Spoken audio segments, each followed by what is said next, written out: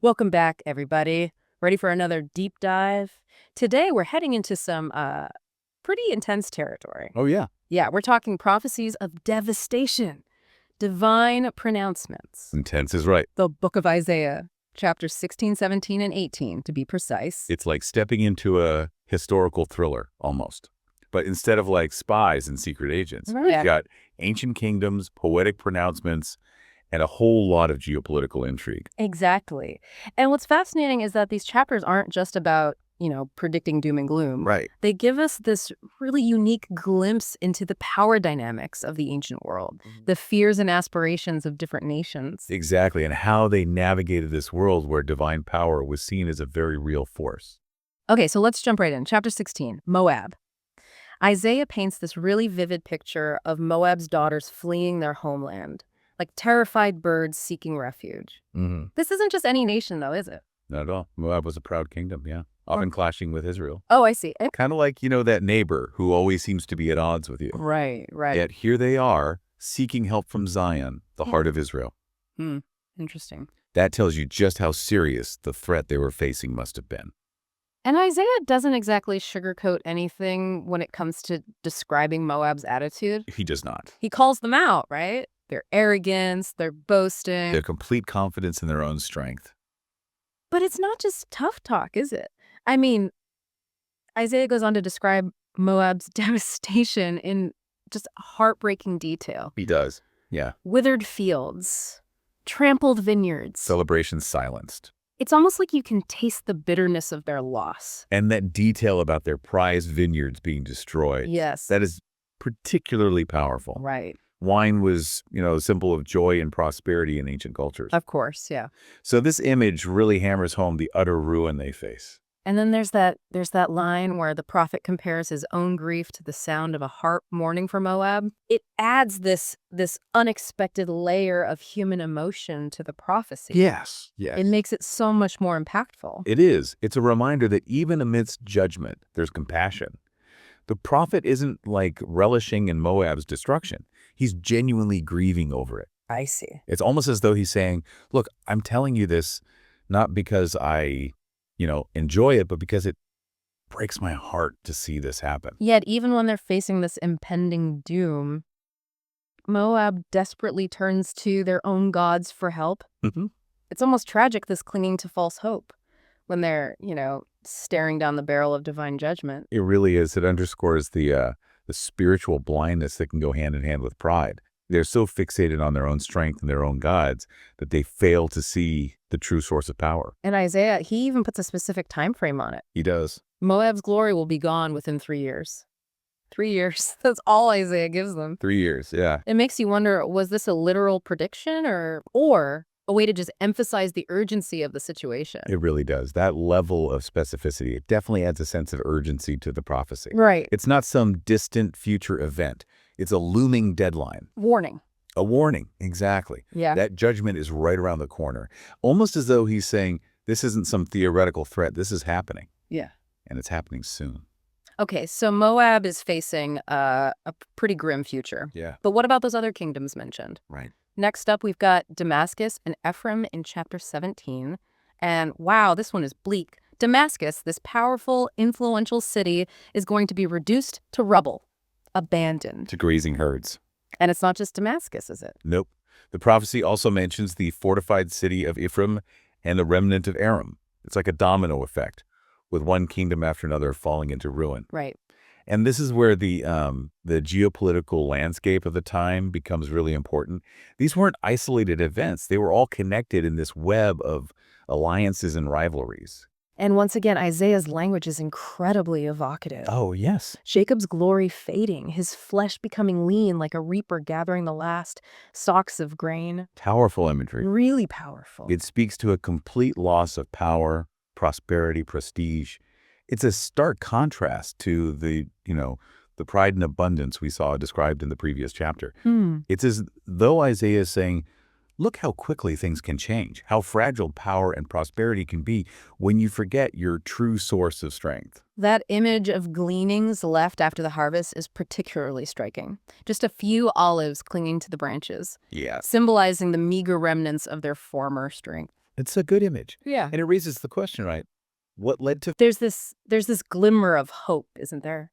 The prophet calls for a return to God, Yeah. a turning away from man-made idols, a remembering of the rock of their refuge. This isn't just about physical survival. It's about spiritual renewal. It highlights the possibility of redemption, even in the face of judgment. Yeah, exactly. It suggests that true strength lies not in military might or political alliances, but in aligning oneself with the divine. It's a reminder that no matter how far we've strayed, no matter how dire the circumstances, there's always the possibility of turning back, of finding our way home. Powerful stuff. Yeah. All right, so Moab's in trouble. Damascus and Ephraim too. But now, in chapter 18, we come to something completely different. A message to a land, well, a land shrouded in mystery. Oh, yeah. Yeah. Beyond the rivers of Cush. Now, this is where things get really interesting. Right. Isaiah describes this land. It's got whirring wings, swift messengers sent across the waters, almost like he's describing, a scene from an epic fantasy novel or something. You're right. There's this almost mythical quality to it. It's like we're stepping into a hidden world. Yeah, like a place we've only heard about in legends and folktales, Exactly. And the identity of this land, well, let's just say scholars have been debating it for centuries. Oh, I bet. Some think it's a specific kingdom, maybe in ancient Nubia, or even Ethiopia. But the description, it's intentionally ambiguous. I see. It leaves us with this sense of wonder and intrigue. It's almost like Isaiah saying, use your imagination. Right, to fill in the gaps. Yeah, with our own understanding of the world beyond, well, our immediate borders. I like that. And this ambiguity, it kind of plays into this bigger theme. Right. Of divine power and how far it reaches. It does. We're shown God's influence extends way beyond what's familiar, into these mysterious parts of the world, the kind of places we may never fully grasp. Okay, and then Isaiah goes on. He describes the people of this land. They're tall and smooth, feared far and wide. It almost feels like he's talking about like a race of giants or some legendary warrior tribe. He really builds that sense of mystery. He does. And then there's the symbolic language, a flag raised on the mountains, Yeah. a trumpet's call, divine observation, likened to dazzling heat. Wow. And a cloud of dew. It's as if we're peeking through a mist, just catching glimpses of something awe-inspiring. But also potentially dangerous. Yeah. Right. Exactly. So we've got this powerful, mysterious nation lurking in the shadows, intentions unclear. And that's where things take a turn. Okay.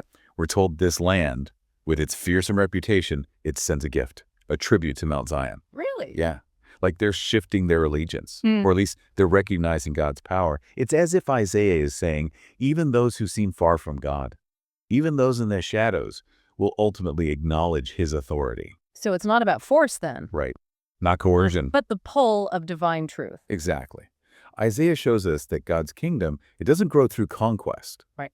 Not through domination, but through the power of his word, the compelling nature of his truth.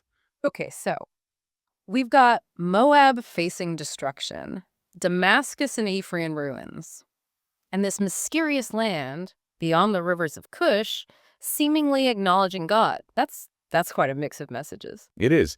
But, what connects these seemingly different prophecies is the theme of divine judgment, the consequences of pride. Right. A sobering reminder, isn't it?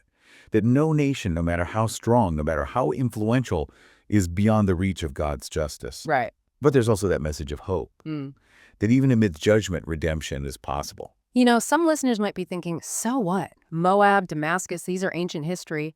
What do their vineyard woes have to do with me? Well, that's where it gets interesting. Okay. Because think about it. How often do we fall into that trap? Pride, self-reliance. We might not be kings, but we build our own little kingdoms, don't we? You do. Careers, possessions, reputations. And Isaiah is showing us that those things, they don't last. they're fleeting. That true security, it comes from aligning ourselves with something bigger than ourselves. Okay, I'm with you. And that is where the prophecy about this land beyond the rivers of Cush, it becomes so relevant to us today. It's a reminder. God's influence, it extends far beyond just our immediate circles.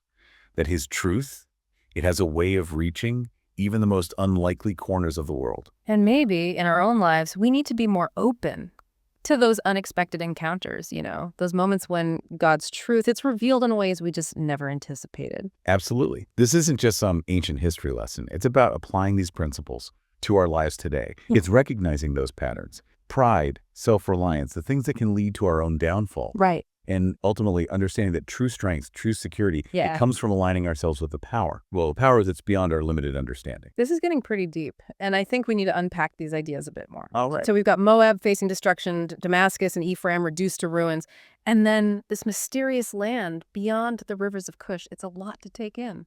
It really is. Yeah. What's fascinating me is how Isaiah weaves all these narratives together. It's warnings, pronouncements, and these little glimmers of hope. You're right. And it's not just the content, it's how he says it. Reading these prophecies, you get swept up in the drama. Oh, absolutely. It's like he's creating an experience. It's not just stating facts, like that image, remember, of the gleanings after the harvest. Yeah, the few olives clinging to the branches. Exactly. It's like a visual metaphor almost for how fragile power and prosperity can be. And that's the challenge Isaiah gives us, right? Definitely. Even today, look around. What are the armies we face? The false gods we're tempted to trust. Good point. It's not just ancient history. This stuff, it's like a mirror. Reflecting our own tendencies, our struggles with ego, with wanting worldly success. Exactly. We might be ruling empires, but we all have our own little kingdoms, right? We do. Our careers, our possessions, our reputations, the things we pour our time and energy into building. And Isaiah is asking us to think, are we building on a solid foundation? Are we putting our faith in things that will ultimately fall apart? Or are we looking for something, something more? Something that can give us real strength and security. Something that goes beyond all the temporary stuff. It's a powerful question. A little unsettling, too, if you think about it. I mean, if these mighty kingdoms, Moab, Damascus, if they can fall, what hope is there for us, just as individuals? Right, but that's where the message of hope comes in. Yeah. Remember that glimmer we talked about? Amidst all the judgment, that call to come back to God, to seek refuge in the rock of our salvation. It's there. So it's not about being scared of judgment, but realizing there's a way back, a way to find wholeness again, to realign ourselves with the source of true strength and security. Exactly. It's understanding that no matter how far off track we are, no matter how messed up things seem, redemption is always possible. But it starts with being humble, recognizing, we're not the masters of our own destinies, that we need something bigger than us to guide us. This makes me think about that mysterious land, the one beyond the rivers of Cush. They seem so distant, so different from everyone else. Yet they acknowledged God's power, too, in their own way. And that's where we see a glimpse of God's universal sovereignty. It's not about forcing everyone to believe the same things, but more like this irresistible draw towards truth and goodness. So maybe it's not about getting bogged down in the ancient history details. Right. But more about seeing the big picture, the timeless principles, like the dangers of being too proud, the need for humility, the reality of divine judgment, and that redemption, but it's always possible. You got it. It's about recognizing those patterns, the echoes of these ancient stories in our own WN lives, asking ourselves, where am I clinging to pride when I need to be more humble? Where am I putting my trust in things that could let me down? And how can I find that, that rock of refuge, that source of strength, of guidance to get through all the uncertainty in life? That's a lot to think about. These prophecies, they're like a mirror, reflecting our own hopes, our fears, even our deepest desires. It's like a challenge to check ourselves, to make sure we're building our lives on solid ground. And in the end, they point us to a hope that goes beyond anything we can understand on our own. It's that reminder there's a force for good at work in the world, a power that can fix even the most broken situations.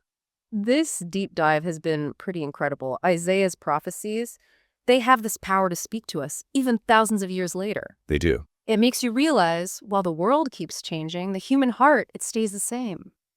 We all search for meaning, for purpose, for connection to something greater than ourselves, and that journey, it goes on in every generation. Thanks for joining us for this deep dive.